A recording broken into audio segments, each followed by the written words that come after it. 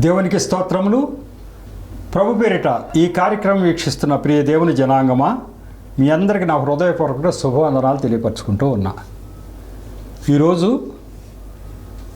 148వ ఎపిసోడ్కి వచ్చాం. సబ్జెక్ట్ నా దర్శనాలు. ఇది ప్రార్థనా టీవీ 148వ ఎపిసోడ్.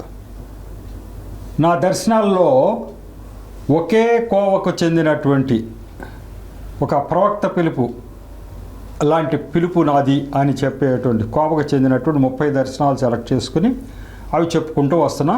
అందులో 11 దర్శనాలు అయిపోయినాయి.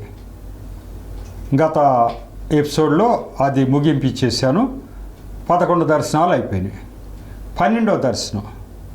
ఈ దర్శనం కూడా మరి కిందటిసారి ఎక్స్ప్లెనేషన్లో వెళ్ళిపోయింది. మీకు ఒకసారి చదివేసి ముందుకు వెళ్ళిపోతా. 12వ దర్శనం నేను దీంట్లో సెలెక్ట్ చేసింది. అదేంటి అంటే 2018లో 5/6/2018 తెల్లవారుజామున కలలో ఒక దర్శనం ఇలా కలిగింది. ఒక ఆయన అందరికీ జీతాలు ఇస్తున్నాడు. క్యూలు కట్టి జనం జీతం కోసం నిలబడ్డారు. నా దగ్గర ఉన్న డబ్బంతా ఆయనకి ఇస్తుంటే ఆయన పంచుతున్నారు. నేను మాత్రం జీతం తీసుకోవట్లేదు. అందరూ అయిన తర్వాత నేను తీసుకోవచ్చులే అని అనుకుంటున్నాను. నా కృప నీకు చాలును అని అక్షరాలు నా ఎదురుగా కనిపిస్తున్నాయి. ఆఖరికి నేనే జీతం ఇచ్చే ఉద్యోగిలాగా కూర్చుని బట్వాడా చేస్తున్నాను. ఇంకా 2-3 మిగిలారు. డబ్బు అయిపోవస్తూ ఉంది. అయినా ఇచ్చేస్తున్నాను. నేను జీతం తీసుకుంటే వాళ్ళందరికీ సరిపోతాయో లేదో అని నేను తీసుకోవటం లేదు. ఆఖరిలో తీసుకోవచ్చులే అనుకుంటున్నా. అందరికీ ఇచ్చేస్తున్నా. మరలా నా కృప నీకు చాలును అన్న అక్షరాలు మరలా పదే నాకు కనిపిస్తున్నాయి. ఆ అక్షరాలు కనిపించిన తర్వాత నేను తర్వాత తీసుకోవచ్చులే అని మరింత నిశ్చయంతగా ఉన్నాను. మెలకు వచ్చేసింది. అది ఈ యొక్క దర్శనం. దానికి నేను వివరణ ఈ కళ ద్వారా దేవుడు అపొస్తలుడైన పౌలు గారికి ఇచ్చిన వాగ్దానం నాకు కూడా ఇచ్చినట్లు, నేను సువార్త ప్రకటించవలసిన బాధ్యత నాపై ఉంచినట్లు గ్రహించి సంతోషించానని రాసుకున్న వివరణ. ఇది ముందుగా మీకు ఎక్స్ప్లెయిన్ చేసేస్తే కిందసారి ఎపిసోడ్స్లో ఇంతకుముందు ఎపిసోడ్స్ ఎక్కడ అంటే, కోల్టన్ అనే పిల్లాడు 4 సంవత్సరాల పిల్లాడు పరలోకానికి వెళ్ళి దేవుడు ఆయనకి అవంతా చూపించి తిరిగి వచ్చిన తర్వాత అన్ని విషయాలు చెప్తూ ఉంటే వాళ్ళ తల్లి తండ్రి ఒక పుస్తకం ప్రింట్ చేయిస్తే ఆ పుస్తకం విపరీతంగా అమ్ముడుపోయింది. ఎన్ని ప్రింట్ చేస్తే అన్ని అయిపోయి మళ్ళీ ప్రింట్ చేయడం ద్వారా వారికి చాలా డబ్బు కూడా వచ్చింది. ఒక పిల్లాడు 4 సంవత్సరాల పిల్లాడు దేవుడు పరలోకం తీసుకెళ్ళి అన్నీ చూపించాడంటే అందరికి ఆశ్చర్యం కదా. అందరూ బాగా కొన్నారు. ఆ తర్వాత యాంకర్లు కొన్ని ప్రశ్నలు వేశారు. మీడియా ఎంటర్ అయ్యి వీరిని చాలా బాధ పెట్టే ప్రశ్నలు కూడా వేశారు కొంతమంది. ఇది ఎంతవరకు నిజం? మీరు డబ్బు సంపాదించడం కోసం పిల్లాడితో ఏదో చెప్పించి మీరు ఒక బుక్ ప్రింట్ చేయించి ఆ బుక్ మీరు డబ్బు కోసమే చేశారు అంటే మీ సమాధానం ఏంటి అని కొంతమంది అడిగినప్పుడు ఆ తల్లి తండ్రి చాలా బాధపడ్డారు. అయ్యో, దేవుడు ఇంతకంటే ఏం చేస్తాడు? ఇలా నా పిల్లాడిని తీసుకెళ్ళి చూపించిన తర్వాత నేను మౌనంగా ఊరుకోవటం ఎందుకు? ఈ విషయాలు అందరికీ తెలియపరచాలని మేము తెలియపరిస్తే ఒకవేళ దాని ద్వారా డబ్బు వస్తే రావచ్చు, దాని ద్వారా మేము ఆర్థిక స్థితికి మెరుగు అవ్వచ్చు. అంతేగాని దాని గురించి మేము కథల్ని మేము చేయాల్సిన అవసరం లేదు కదా అని చెప్పి వారు బాధపడినట్టు ఆ సందర్భాన్ని పురస్కరించుకొని, నా విషయంలో నీవు ఎక్కడా ఏమీ తీసుకోకూడదు, కానుకలకు తీసుకోకూడదు, స్వార్థ మొత్తం నువ్వు ఏం చేయించినా కూడా నీ సొంత ఖర్చుల మీద చేయాలి అన్నటువంటి ఒక దర్శనం ఉంది నాకు.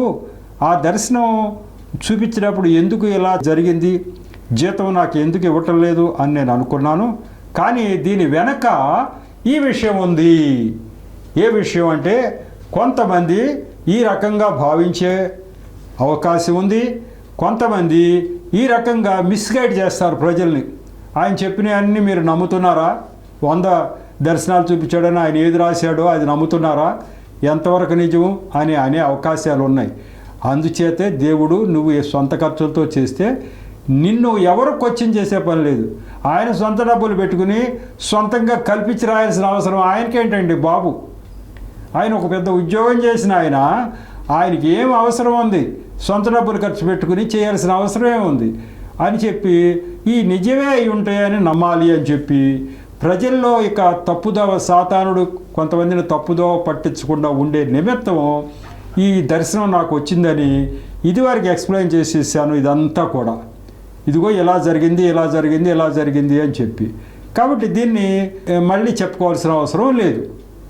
దేవుడు నాకు ఇక్కడ జీతం ఎందుకు లేదన్నారు అంటూ నా కృప నీకు చాలునని చూపించాడు. పౌలు గారికి చూపించినటువంటి దర్శనం. పౌలు గారి పందాలో నేను సువార్త ప్రకటించాలి. ఆయన ఉచితంగా చేశాడు. ఆయన సొంత ఖర్చుల మీద చేశాడు. ఆయన డేరాలు కుట్టుకుని దాంతో ఆయన జీవనోపాధి సంపాదించుకుని మరి సువార్త ప్రకటించాడు. కాబట్టి ఆ విధంగానే నువ్వు నీ యొక్క సొంత ఖర్చుల మీద చేయాలి తప్ప ఎక్కడా కానుకలు తీసుకోవద్దు అని చెప్పి చెప్పడం నాకు జరిగింది. దాని అంతరార్థం ఇది. ఈ ప్రజల్లో ఈ యొక్క సాతానుడు కలుగజేసే ఇటువంటి సందేహాలు లేకుండా ఉండాలంటే ఇది 100 దర్శనాలు దేవుడు చూపించిన దర్శనాలే అని ప్రతి బిడ్డ కూడా గ్రహించడానికి వీలుగా ఉంటుంది అని నన్ను ఎలా ఆదేశించారు అని చెప్పి నేను గ్రహించడం జరిగిందని మీకు ఇదివరకే చెప్పడం జరిగింది. ఈ కోవలోకి వచ్చినట్టు 12వ దర్శనం. మరి దీని ముందే ఎక్స్ప్లెనేషన్ చెప్పేశా కాబట్టి ఇప్పుడు ఈ కోవలోకి వచ్చినటువంటి 13వ దర్శనానికి వెళదాం. అది ఏంటి? అది నా పుస్తకంలో అయితే 73వ దర్శనం అది, కానీ నేను ఈ కోవలోకి వచ్చింది 13గా తీసుకున్నాను. 30/10/2018 అంటే ఇప్పటికి 4 సంవత్సరాల క్రితం వచ్చినటువంటి దర్శనం అది. ఈరోజు రాత్రి కలలో ఒక దర్శనం ఇలా వచ్చింది. నేను ప్రసంగించుట కొరకు స్టేజ్ మీదకి చాలా హుందాగా వెళుతున్నా. నా మాటల కొరకు అందరూ ఎదురు చూస్తున్నారు. నేను ప్రసంగించుచుండగా ఆ ప్రసంగం టీవీలో కూడా ప్రసారం అయిపోతూ ఉంది. అది చూచి నేను ఆశ్చర్యపోవచ్చున్నాను. ఇది ఎలా వచ్చింది, ఎవరు దీనిని రికార్డ్ చేశారు అని అనుకుంటుండగా ఒక ఆయన నేనే ఇవన్నీ రికార్డు చేసి ఉంచాను అని చెబుతున్నాడు. అది విని నేను లోపల సంతోషించుచున్నాను. కళ అంతమయ్యింది. ఇది 2018లో దర్శనం. నా దర్శనాలన్నీ ఇలాగే ఉంటాయి. నా యొక్క మాటలు టీవీలో వస్తాయని చెప్పాలనుకున్నాడు దేవుడు. దానికి ఇలా చెప్తూ ఉంటాడు. నేను ప్రసంగం చేయడానికి స్టేజ్ మీదకి చాలా హుందాగా వెళుతూ ఉంటే జనం అందరూ ఎదురు చూస్తూ ఉన్నారు. సరే చెప్తున్నా, నేను ఇప్పుడు అనేక ప్రసంగాలు చేశాను. టీవీ పక్కన పెడితే 600 చర్చిల్లో నేను సాక్ష్యం చెప్పా కాబట్టి రూఢిగా 600 ప్రసంగాలు చేసినట్టే లెక్క. అది చిన్న టైమే కానీ ఎక్కువ టైమే కానీ ఏవో మాటలు నేను రూఢిగా చెప్పా. ఇవి కాక అనేకమని ఉన్నాయి. కాబట్టి 600 ప్రసంగాలు నేను చేశానంటే నేను చెప్పిన తర్వాత వాళ్ళ ముఖాలు చూస్తే వాళ్ళ ముఖాలన్నీ వెలుగుతో నిండిపోయినట్టుగా ఉండేవి. అంటే వాళ్ళ ఆనందం, అరే ఈ విషయాలన్నీ మనకు తెలియదే, ఇంత గొప్ప దేవుడా మన దేవుడు అని చెప్పి ఈ విషయాలు మనకి ఈయన చెప్పాడు కాబట్టి సరిపోయింది, మనకి ఇప్పటి వరకు తెలియలేదు అని ముఖాలన్నీ ఆనందంతో వికసించిపోవటం నేను చూస్తూ ఉండేవాడిని. అంటే నాకు అర్థమయ్యేది ఏంటంటే మాట్లాడింది నేను కాదు, నిలబడింది మాత్రమే నేను. నా నోటి ద్వారా మాటలు పరిశుద్ధాత్మ దేవుడే పలికిచ్చాడని అర్థమయ్యేది. ఆ సమయానికి మాటలు ఎలా వచ్చేవో, ఆ మాటల ధోరణి అలా వచ్చేది. అది చూసి ప్రజలందరూ కూడా వాళ్ళకి మనసుకి నచ్చే విధంగా వచ్చేవి మాటలు. ప్రజలందరూ కూడా సంతోషంతో వాళ్ళ ముఖాలు వికసించిపోయేవి. ఇదంతా చూసి నాకు అర్థమైంది, ఆత్మచేతనే నేను నడిపింపబడుతున్నాను, ఆత్మదేవుడే నాలో ఉండి ప్రసంగాలు చేస్తున్నాడని నాకు అర్థమైపోయింది. అది జరుగుతుంది. కానీ టీవీలో వస్తాయి అనేది నాకు ఐడియా లేదు. టీవీలో ఎందుకు వస్తాయి, మనం సాక్ష్యం చెప్పమన్నారు, అన్ని చోట్ల సాక్ష్యం చెప్తున్నాం. పుస్తకాలు పంచమన్నారు, అన్ని చోట్ల పంచుతున్నాం. టీవీ దాకా వెళ్ళాలి అనే ఉద్దేశం నాకు లేదు, వెళ్తాను అన్నది కూడా లేదు. అది ఎవరో పెద్ద వాళ్ళు సేవకులు, పెద్ద సువార్తికులు టీవీ ద్వారా చెప్తారు. కానీ మనం అంతా ఏముందిరా అనుకుంటుంటే నేను చెప్పే మాటలు, ఈ ప్రసంగం టీవీలో ప్రసారం అవుతూ నాకు కనపడుతుంది. నేను ఇప్పుడు ఆ దర్శనం నా ముందుకు వస్తూ ఉంది, కళ్ళ ముందుకి. నేను హుందాగా ఎక్కాను, ఆ స్టేజ్ ఎక్కాను, చెప్తున్నా. ఓ పక్కన టీవీలో వచ్చేస్తుంది అదంతా కూడా. అది చూసి నేను ఆశ్చర్యపోతున్నా, ఇది ఎలా వచ్చింది, ఎవరు రికార్డ్ చేశారు, ఎట్లా వస్తుంది అంటున్నాను నేను. నా మాటలు ముందుగానే టీవీలో రికార్డ్ చేయబడి వచ్చేస్తున్నాయి, ఆ ప్రజలకు అవి కూడా చూస్తున్నారు. ఈ ఎట్లా వస్తున్నాయి ఇవి అని అనుకుంటుండగా ఒక ఆయన అన్నాం. మళ్ళీ అక్కడ దేవుడు ఇట్లా ఉన్నాడు, ఈ రూపంలో నుంచి ఉన్నాడు, మాట్లాడాడు నేను చెప్పలేను. ఒక ఆయన అంటున్నాడు, ఒక ఆయన అంటున్నాడు, నేనే ఇవన్నీ రికార్డ్ చేసి ఉంచాను అని చెబుతున్నాడు. అది విని నేను లోపల సంతోషిస్తున్నా, నా ప్రసంగాలన్నీ రికార్డ్ చేసి టీవీలో వచ్చేస్తున్నాయి అన్నమాట అని నేను సంతోషిస్తూ ఉన్నా. ఈ కళ అంతమైంది. అప్పుడు అర్థమైంది, ఇదేదో టీవీలో కూడా నేను ప్రసంగించవలసినటువంటి అవసరం వస్తుంది అనుకుంటా. దేవుడు చూపించాడంటే అది నిరర్థకం కాదు, ఖచ్చితంగా అది జరిగి తీరుతుంది అని చెప్పి నాకు అర్థమైపోయింది. కానీ ఎప్పుడు అనేది తెలియదు. 2018లో ఈ దర్శనం, ఈ 2018లో దర్శనం వచ్చిన తర్వాత బుక్ ప్రింట్ చేయమని ముందే ఉంది. టీవీ ప్రసంగాలు 2022లో స్టార్ట్ అయినాయి, అంటే 4 సంవత్సరాల తర్వాత స్టార్ట్ అయినాయి. అది కూడా మరి నాకు తెలీదు. టీవీ సంబంధించినటువంటి వాళ్ళు నాకు ఫోన్ చేసి, అయ్యా మీ బుక్ చదివాము, మీ బుక్ చాలా బాగుంది, మీరు చాలా దర్శనాలు రాశారు, టీవీలో కూడా చెప్తారంటే, ఏమోలే బాబు టీవీలో చెప్పేంత స్తోమత లేదులే అంట చాలా దాట వేసుకుంటూ వచ్చా. సర్లే ఏదో 2-3 ఎపిసోడ్లు చెప్దాంలే, వాళ్ళు రిక్వెస్ట్ చేస్తున్నారు ఈ ప్రార్థనా టీవీనే వాళ్ళే అని చెప్పి నేను వచ్చి మాట్లాడుతుంటే దేవుడు మాట్లాడేస్తున్నాడు. ఇక ఎన్ని ఎపిసోడ్లు వెళ్ళిపోయినా మీకు అందరికీ తెలుసు. ఈ ప్రార్థనా టీవీలోనే ఇప్పుడు 148వ ఎపిసోడ్ ఇది. ఇంకా ఇవి కాక వేరే చోట్ల కూడా చెప్పా. ఇలా మొత్తం మీద చాలా ఎపిసోడ్లు వెళ్ళిపోయినాయి. ఇప్పటికి 250 ఎపిసోడ్స్ వెళ్ళిపోయినాయి, ఎక్కడన్నా చెప్పనే కాక. పిఠాపురంలో టీవీలో ఒక 15 చెప్పా, ఇంకో టీవీలో మరి 90 దాకా చెప్పా, ఇక్కడ ఒక 145, 250 ఎపిసోడ్స్ వెళ్ళిపోయినాయి. ఎప్పుడు 2022 నుంచి, గత 3 సంవత్సరాలుగా. ఇంత పెద్ద టీవీ పరిచర్య జరుగుతుందని ఎవరు ఊహించరు, నేను ఊహించలా. సాక్ష్యం చెప్పుకుంటూ వెళ్ళిపోయాం, పుస్తకాలు పంచుకుంటూ వెళ్ళిపోయాం, కానీ ఇలా జరుగుతుందని ఎవరు ఊహించలే. ఇదంతా నేనే చేశాను అని ఒక ఆయన చెప్తున్నాడు.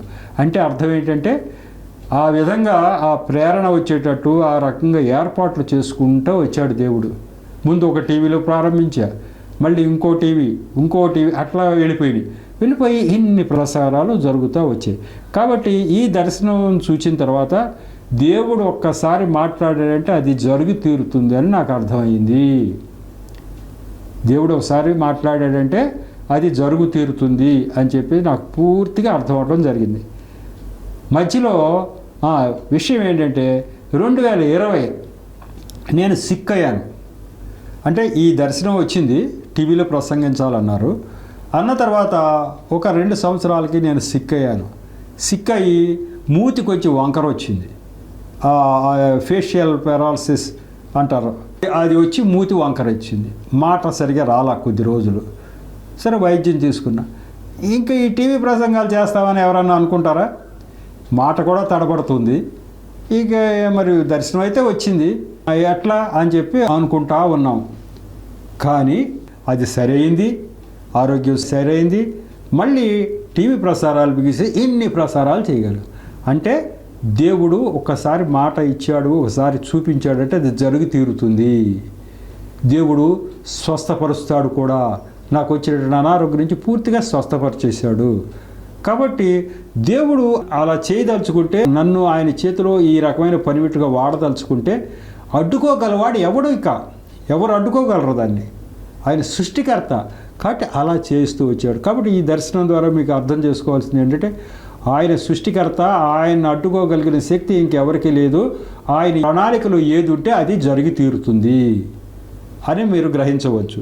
ఇక దీని మీద విస్తారంగా నేను వెళ్ళదలుచుకోలేదు.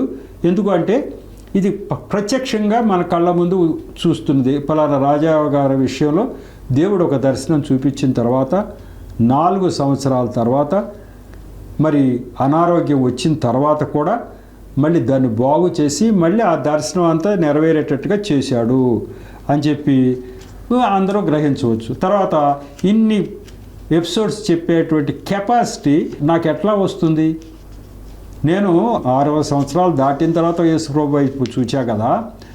నాకు ఇంత నాలెడ్జ్ ఎలా వస్తుంది, నేను ఎలా చెప్పగలుగుతాను మామూలుగా? కానీ దేవుడు ఆత్మచేత ఇది జరుగుతూ ఉంది. ఇంతకుముందు చెప్పినటువంటి ఎపిసోడ్లో మనం చెప్పుకున్నాం. సంతోష్ ఆచార్య గారికి అర్థమైందంట, 2 పుస్తకాలు రావయ్యా నువ్వు అంటే. పుస్తకాలు ఏం రాస్తాడు ఆయన? ఆయన హిందువు అప్పటి వరకు. ఆయన యేసుప్రభు గురించి పుస్తకాలు ఏం రాస్తాడు? ఆయన కూడా అదే అనుకుంటుండగా ఆయన రాసేసాడట. అప్పుడు అర్థమైందంట, దేవుడు ఆత్మ నా మీద పనిచేస్తుంది, నేను 2 పుస్తకాలు రాసేసాను హో అన్నాడు. అలాగే దేవుడు ఆత్మ పనిచేసింది, ఈ బుక్ రాయగలిగాను నేను. 72 పేజీల పుస్తకం, మరి 100 దర్శనాలతో కలిపి బుక్ రాయగలిగాను. అనేక మంది ప్రజల నోట, అయ్యా ఇంత విజ్ఞాన సర్వస్వం మాకు ఇచ్చినందుకు మీకు కృతజ్ఞతలని అనేక మంది నాకు ఫోన్ చేశారు బుక్ చదివిన తర్వాత. ఎన్నో కోణాల్లో ఈయనొక్కడే దేవుడు, ఈయనొక్కడే సృష్టికర్త అని మీరు దాన్ని స్పృశించి మాకు రంగరించి పోసినట్టు ఆ జ్ఞానాన్ని అంతా ఇచ్చారు అని అనేక మంది ఫోన్ల ద్వారా నాకు తెలియపరచడం జరిగింది. కాబట్టి ఇది ఎవరి ఏర్పాటు? నేను చేశానా? కాదు, ఇది దేవుడి ఏర్పాటే. ఇక్కడే ఇంకొక విషయం కూడా మీకు చెప్పాలి. ఆ టీవీల్లో చెప్తున్నట్టు అప్పుడు నాకు దేవుడు ఇచ్చిన ప్రేరణ ఏంటంటే, కొన్ని అన్ఇంపార్టెంట్ అనుకుని ఎక్కువ, నాకు 100 దర్శనాలే కాదు చాలా ఉన్నాయి, ఇంకా కొన్ని ముట్టుకోవాలా నేను. ఆ దర్శనాలు బుక్లో రాస్తే ఏమన్నా కొంతమందికి ఏమైనా ఇబ్బంది కలుగుతుందా అట్లా ఇట్లా అని కొన్ని వదిలేసా. టీవీలో చెప్తూ ఉండగా దేవుడు నాకు ఇచ్చింది ఏంటంటే, నువ్వు వదిలేసినవన్నీ కూడా నువ్వు చెప్పాలి, నువ్వు వదిలేసినవన్నీ కూడా చెప్పాలి. అట్లాంటి దర్శనాలు, వదిలేసిన ఇంపార్టెంట్ దర్శనాలు, నేను సంకోచించినవి ఒక 20-30 దర్శనాలు ఉన్నాయి. అవి కూడా ఇప్పుడు చెప్పుకుంటూ వస్తున్నా. బుక్లో రాసినవే కాక టీవీ ద్వారా మంచి అవకాశం. ఎందుకంటే మన సొంత ఖర్చులతో చెప్పేది, మనం ఉన్నది ఉన్నట్టు మనం చెప్పడానికి మనకు హక్కు ఉంది. కాబట్టి నాకు వచ్చిన దర్శనం ఇది హో అని చెప్తున్నాం.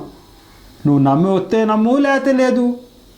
కాబట్టి అటువంటి దర్శనాలు కూడా నేను దీంట్లో వివరించి చెప్తా ఉన్నాయి టీవీ ద్వారా. కాబట్టి నాకు చూపించిన దర్శనాలన్నీ ఆల్మోస్ట్ ప్రజల ముందుకైతే తేలిపోతూ ఉన్నాయి. ఇది దేవుని యొక్క ఏర్పాటు అని నేను గ్రహించడం జరిగింది. మరి ఎంతటితో ఈ యొక్క దర్శనంకి ముగింపు ఇచ్చేద్దాం. ఇది ఒకే కోవలోకి వచ్చినటువంటి దర్శనాల్లో 13వ దర్శనం అయింది. ఇక 14వ దర్శనానికి వెళ్ళాలి. ఇది 14వ దర్శనం. ఇది బుక్లో 75గా ప్రింట్ అయ్యింది. 75 30/12/2018లో వచ్చింది. ఇది అంటే ఇప్పటికి ఎన్ని సంవత్సరాలు? 6 సంవత్సరాలు. 2018, 6 సంవత్సరాల క్రితం వచ్చినటువంటి దర్శనం ఇది. ఇది ఏంటి అంటే, చదువుతున్నా వినండి. తెల్లవారుజామున కలలో నాకు ఒక దర్శనం ఇలా కనిపించింది. నేను ఆకలితో తిరుగుతున్నాను, భోజనం చేయడానికి కూడా వీలు పడడం లేదు. నేను తిరుగుతున్న ఏంటో పనుల మీద, ఆకలి, భోజనం చేద్దామన్నా నాకు వీలు పట్టల. ఇంతలో డాక్టర్ ఆనంద స్థిరా గారు నా దగ్గరకు వచ్చారు. డాక్టర్ ఆనంద స్థిరా గారు నాకు ఇదివరకు ఎపిసోడ్స్లో మీకు చెప్పా. ఆయన తిరుచి, తమిళనాడు రాష్ట్రం. ఆయన ఒక ప్రవక్త పిలుపు అయింది. ఆయన పాస్టర్ గాను, సువార్థికుడు గాను, ఒక ప్రవక్త గాను ఉన్నారు. ఆయన ఇప్పుడు జీవించి ఉన్నారు. ఆనంద స్థిరా గారు నా దగ్గరకు వచ్చారు. వచ్చి ఆయన నన్ను తన దగ్గర కూర్చోబెట్టుకున్నారు. ఇటు రా బ్రదర్ అని చెప్పి, ఆయన నాకంటే 1 సంవత్సరం ఆయన చిన్న వయసులో ఆయన తన దగ్గర కూర్చోబెట్టుకున్నారు. నేను కూర్చున్నాను. ఆయన పండుకున్నాడు బెడ్ మీద. ఆయన పండుకోగా ఆయన పొట్టలో ఉండి ఇంజెక్షన్ ద్వారా కొంత ద్రవం తీశారు. అక్కడ ఉన్న హాస్పిటల్ స్టాఫ్ అనుకుంటా. ఆయన పొట్టలోంచి, ఆయన పొట్ట కొద్దిగా లావుగా ఉంది, పొట్టలోంచి ఏదో అనవసరమైనటువంటి ద్రవాలు పేరుకుని ఉన్నాయి కావాలి, ఇంజెక్షన్ ద్వారా బయటికి లాగారు కొంత ద్రవం. అంతా లాగేసిన తర్వాత ఆయన లేచి బట్టలు వేసుకుని వాక్యం చెప్పడానికి వెళ్ళిపోతున్నారు. అప్పుడు దాకానేమో బెడ్ మీద ఆయన ఇబ్బంది పడుతూ ఉన్నారు. ఆ పొట్టలోంచి ఆ ద్రవం అంతా తీసేసిన తర్వాత మామూలుగా లేచి బట్టలు వేసుకుని వాక్యం చెప్పడానికి వెళ్ళిపోతున్నారు. ఆయన పొట్ట లావుగా ఉన్నది. అంతకుముందు నేను అదంతా దగ్గరుండి చూస్తున్నా. కళాంతమైపోయింది. ఇలాగే ఉంటాయి నా దర్శనాలు. ఏంటి దీని అర్థం? మామూలుగా అయితే ఏమి అర్థం అవ్వదు. నేను భోజనం చేయటానికి వీలు పడకోకుండా తిరగటం ఏంటి, భోజనం చేయటానికి నాకు సమయం దొరకపోవటం ఏంటి. ఇంతలో డాక్టర్ ఆనంద సిరా గారు వచ్చి నన్ను దగ్గర కూర్చోబెట్టుకుని, పోనీ ఆయన నాకేమైనా చెప్పారా, ఏం చెప్పలా. కానీ ఆయన పరిస్థితి ఎట్లా ఉందంటే ఆయనకేదో పొట్ట లావుగా ఉంది, ఆయనకేదో అనారోగ్యం ఇబ్బంది ఉంది. ఆ హాస్పిటల్ స్టాఫ్ వచ్చి ఆ పొట్టలోంచి కొంత ద్రవాన్ని ఇంజెక్షన్ ద్వారా బయటికి లాగారు. లాగిన తర్వాత హాస్పిటల్లో ఉన్న మనిషి వెంటనే లేచి ఇక ఆయన బట్టలు అన్నీ వేసుకుని స్వార్థ ప్రకటనకు కావలసినటువంటి ఆ కోటు అవన్నీ వేసుకుని స్వార్థ ప్రకటనకి వెళ్ళిపోతున్నాడు ఆయన. ఇదంతా నేను చూశా, ఆశ్చర్యమైంది. ఇంత అనారోగ్యంగా ఉన్నాడు ఈయన, ఈ అనారోగ్యంగా ఉన్న మనిషి వెళ్ళిపోతున్నాడు ఇలా స్వార్థ ప్రకటిస్తాకి అని నేను అంతా చూస్తూ ఉన్నా. కళాంతమైపోయి దీంట్లో నాకు దేవుడు చెప్పదలుచుకున్నది ఏంటి అని నేను చూశాను. అప్పటి వరకు కూడా 2018 కదా ఇది, అప్పటి వరకు కూడా ఒక ఆదివారం వచ్చిందంటే నేను అప్పటికి ఈ బుక్స్ ప్రింట్ కాల 2020లో బుక్స్ ప్రింట్ అయ్యి 6 పేజీల సాక్ష్యం వేల సంఖ్యలో ముద్రించి అట్టబెట్టుకునేవాడిని. నేను బాగా దండిగా 400-500 యొక్క కరపత్రాలు 6 పేజీల కరపత్రాలు దగ్గర పెట్టుకుని పొద్దునే వెళ్ళిపోయేవాడిని. ఆదివారం వెళ్ళిపోయి ఏదో ఒక ఊరు సెలెక్ట్ చేసుకుని అయ్యో అక్కడికి వెళ్ళి పాస్టర్ గారిని అడిగి, అయ్యా నేను పలానా దేవుడు నాకు ఒక పిలిపిచ్చారు, అన్ని చర్చిల్లో సాక్ష్యం చెప్పాలి, సాక్ష్యం చెప్పి నా కరపత్రాలు పంచాలి, ఈ కరపత్రం నిండా కూడా నేను ప్రభువుని ఎలా అంగీకరించానో ఉంటుంది అంటే వాళ్ళు సరే ఇద్దామండి, మరి ఆరాధన కదా ఆ రోజున ఆ క్రమం అంతా ఉంటుంది కదా, ఒక టైంలో ఇస్తామనేవాళ్ళు. సరే వాళ్ళ సాక్ష్యం టైంలో ఎప్పుడో కొంత టైం ఇచ్చేవాళ్ళు, 20 నిమిషాలు 15 నిమిషాలు 30 నిమిషాలు వాళ్ళు అనుకూలంగా ఇచ్చేవాళ్ళు. కానీ వాళ్ళు ఏం చెప్పేవాళ్ళు అంటే, అయ్యా మా క్రమంలో మధ్యలో ఇస్తాం మీకు, మీరు అది చెప్పాలి, చెప్పండి, చెప్పిన తర్వాత మా దగ్గరే ఇది అయిపో వరకు ఉండి మా దగ్గరే భోజనం చేసి వెళ్ళాలి అనేవాళ్ళు. మరి నాకైతే ఈ చెప్పే కానీ ఇంకో చోటుకి వెళ్ళిపోవాలని కోరిక ఉండేది.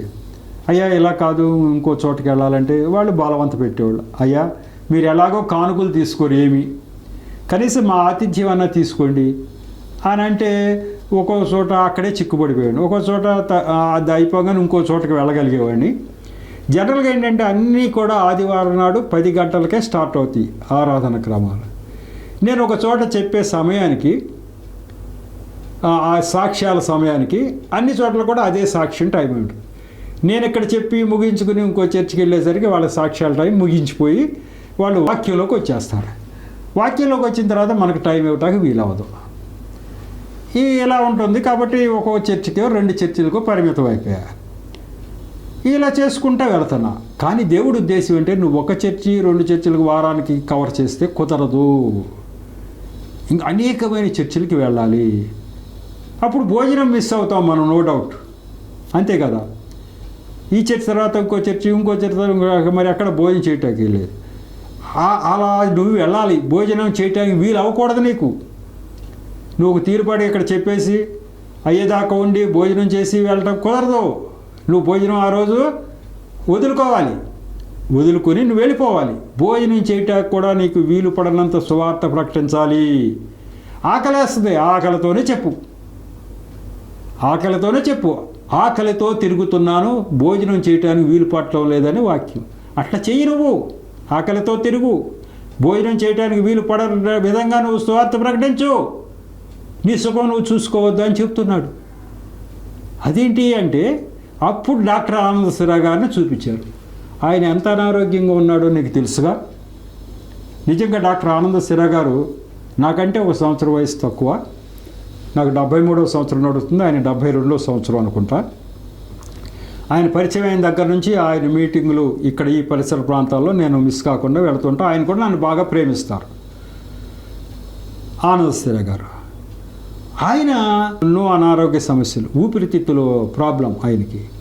దేవుడు ముట్టి అట్లా ఆయన్ని రక్షించాడు.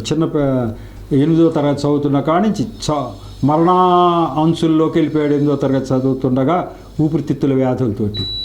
అటువంటి మనిషిని దేవుడు ఎదకి రక్షించాడు. రక్షించిన తర్వాత సువార్త ప్రకటిస్తున్నారు. అయినా లోపల ఉన్నటువంటి ఆ యొక్క లంగ్స్ ప్రాబ్లం ఇప్పటికీ ఉంది.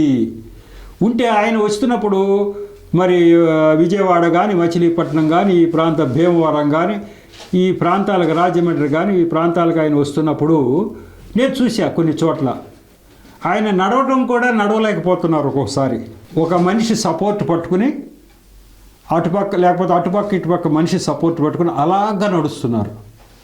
అలా నడిచి ఆ డయాస్ దగ్గరికి తీసుకొచ్చేవారు. తీసుకొచ్చిన తర్వాత ఆయన అలాగా చెప్పేవాళ్ళు. కానీ ఆయన ప్రాబ్లం, ఒంటిలో అనారోగ్యం ఉంది, ఉండి కూడా ఇదేం మానేవాళ్ళు కారు. అంత పెద్ద దైవజనుడు. మరి ఆయన అక్కడ తిరుచిలో బోళ్ళంత పరిచర్య ఉంది వాళ్ళకి. ఈ దేశాలని రాష్ట్రం కానీ, రాష్ట్రాలు కదా ఇవన్నీ, ఈ వేరే రాష్ట్రం. ఆయనకు మళ్ళీ తెలుగు రాదు కదా, ఆయన తమిళం. ఆయన ఇంగ్లీష్లో చెప్తే ఇంకోళ్ళు ట్రాన్స్లేట్ చేయాలి. ఆయనకి ఉన్న భారం ఏంటి?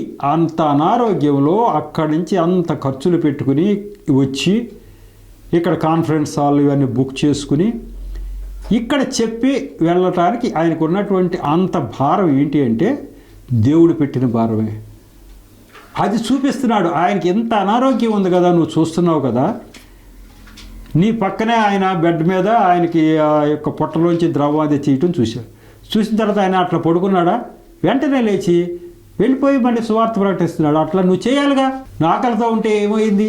ఆ రోజు భోజనం లేకపోతే నీకేమైంది అని దేవుడు నన్ను గద్దించినట్టుగా దీని ద్వారా నేను గ్రహించి ఇక అప్పటి నుంచి స్టైల్ మార్చేసా. అన్ని చోట్ల కూడా అయ్యా ఎక్కడా భోజనం చేయను నేను, మీరు ఏదన్నా ఇస్తే మరి కాఫీ కానీ స్నాక్స్ కానీ అంతవరకే, నేను ఏమి భోజనం చేయను అని చెప్పేసి అన్ని చోట్ల కూడా అలాగే చెప్పి ఒక్క ఆదివారం వచ్చింటే 4-5 చర్చలు తిరిగేశారు. అక్కడి నుంచి సాయంకాలం ఇంటికి వెళ్ళిన తర్వాత భోజనం చేసేవాడు. ఆ రోజు భోజనం లేకపోయిన పర్లేదు, దేవుడు చెప్పాడు నువ్వు ఆకలిస్తే ఆకలితో చేయాల్సిందే, విరామం దొరకటానికి వీలు లేదు, భోజనం చేయడానికి వీలు పడకూడదు అని చెప్పేశాడు దేవుడు. ఇంత భారం ఏంటి దేవుడికి అంటే అన్య జనులు ఇంకొంతమంది సువార్త ప్రకటించాలి.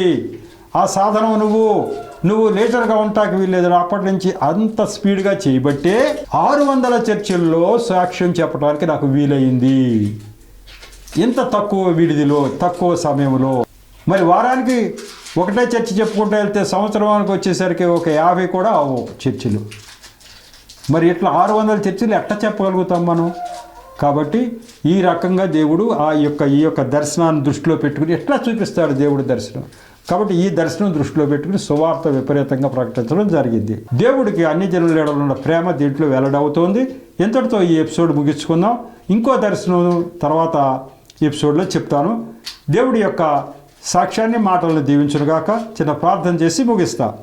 కృపగల దేవ, మహాపరిశుద్ధుడా, ప్రేమగల తండ్రి, ప్రభువా మీకు వందనాలు, స్తోత్రాలు తిరిగి ఈరోజు ఈ ప్రార్థన టీవీలో తండ్రి 148వ ఎపిసోడ్ను కూడా తగిన నడిపింపు ఇచ్చారు. నన్ను మరుగుపరిచారే, నా నోటి ద్వారా మీరు మాట్లాడారు.